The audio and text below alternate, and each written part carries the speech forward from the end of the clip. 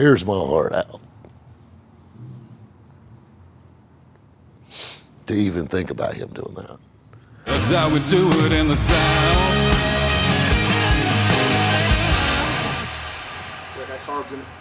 I'm sure it's got 53 grams.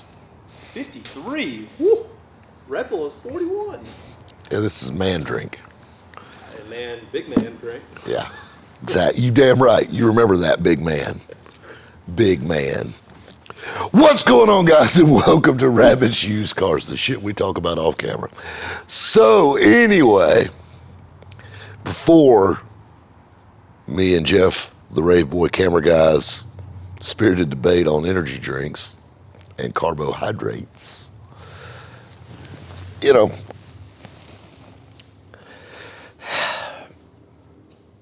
today's story isn't really a story. It's perspective and how you look at things. It is so easy to throw yourself a pity party. It is so easy to get down in the dumps. And we'll give you a good example of this. You know, I've been in the car business for almost 25 years, literally as long as that dweeb has been alive. 25 years almost. And it makes me feel incredibly old to say that. Careful shaking your head. So, but that being said, you know, you would think I would have this down to a science. And in a lot of ways I do. You know, you got to understand, I have worked in every facet of car sales. I'll be honest with you, every facet of damn near the automotive industry. Other than designing them, that's about it. I mean, you got to think, hell, I've worked on them. I've worked in body shops. I have sales, you know, insurance, finance. I've been around all of this. From headlight to taillight to out of sight. I've done it. But still, to this day, the simplest shit irks me that you wouldn't think would bother me anymore. You would think you would be useful to it. One of the first sayings you learn in automotive sales, and this probably in a lot of different types of sales, buyers are liars. You know, you don't count it till you get the money in your hand. And I've gotten really good at reading people, and I think that's one problem. You know, we sell a lot of cars at RUC. We sell, you know, cars that go all over the country.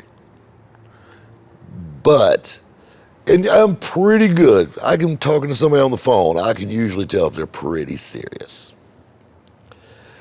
And, you know, you get a good vibe about it. You know, you don't want to count the chickens before they hatch. But, you know, you get a little excited. You're like, yeah, we're about to close this one. You know, you're ever popping your knuckles, just like I'm doing right now, talking about it. But this was how the week starts out for me. Here I am, wake up, 7:30 a.m., bright-eyed and bushy-tailed, haven't even had coffee yet. Pick up my old iPhone, got a text. Had a buyer locked in, deposit sent, waiting on a wire, just wait for funds to transfer. Something come up, I can't purchase the vehicle. Literally, that was the very first text message I read. And I'm just like,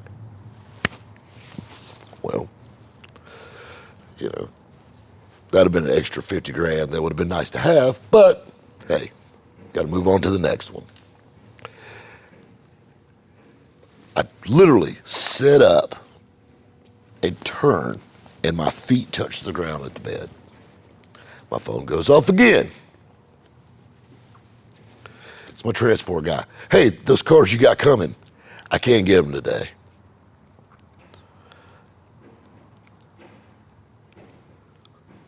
So automatically, my day has not, I've not even been awake a minute and a half.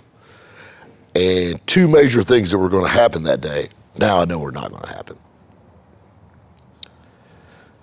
All right, make a cup of coffee.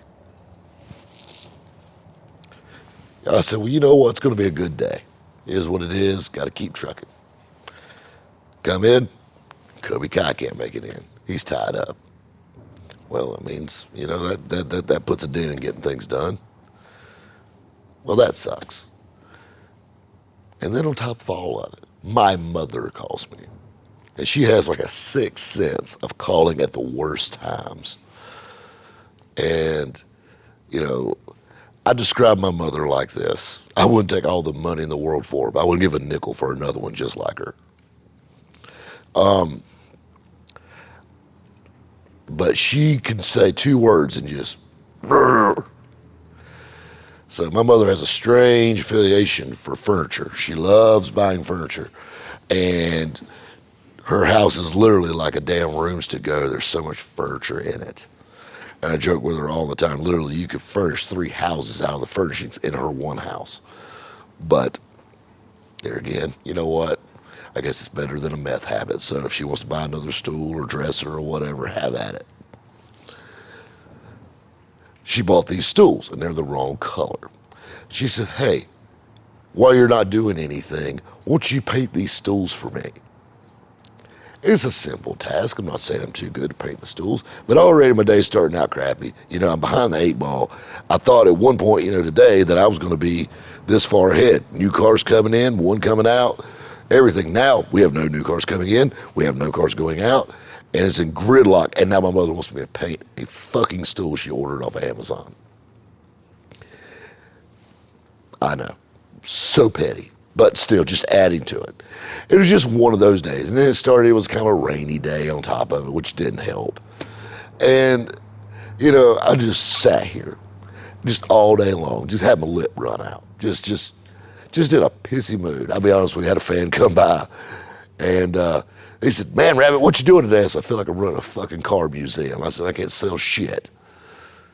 And I apologized. I kind of explained it to him. We both laughed and whatever, and showed him the cars just like usual, and shot the bull for a minute and whatever.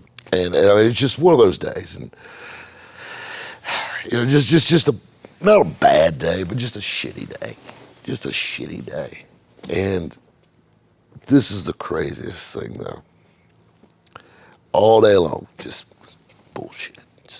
Just everything you did, just waiting in line, or took twice as long, or you're over here trying to paint this damn stool, or you're just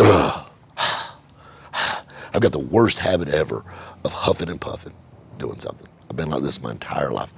But you know what I mean? Just having this one of those days. We've all been there.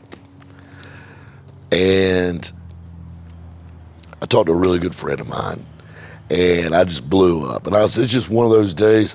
I'm just mad. Everything I touch has went to shit.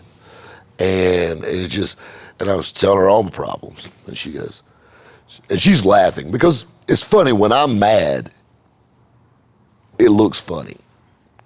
And I can see my comedic side coming out. I'm a little quick-witted and I say things, I just feel like kicking kittens. I'm so fucking mad at this point. And it's just silly stuff.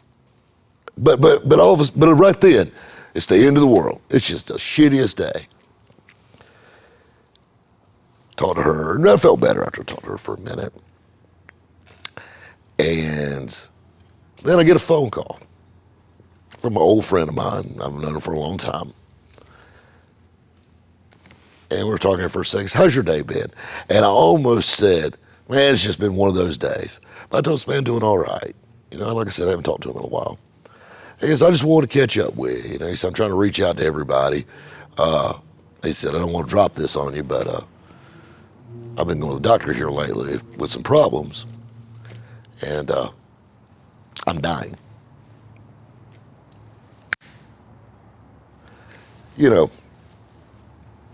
Stop it right there. You take every problem, man, not buying a car, our car's not coming in, painting fucking stools for your mother. At the end of the day, instantly lined all that up. There's somebody that's dying to call and tell an old friend that. It tears my heart out to even think about him doing that. And I'm over here bitching about that kind of stuff. There's a lot of things that'll put it in perspective for you. And, you know, it's easy to be down in the dumps. It's easy to have a bad day. Or you can choose not to and not let that stuff bother you. It's just another day. The most important part is you get to wake back up and do it all over again. And none of us are promised another day. So they don't need to waste them. And I'm learning that more and more the older I get, losing great friends. So definitely something to think about, and I want to share that with you guys. We'll catch you next time at Rabbit Chews Cars.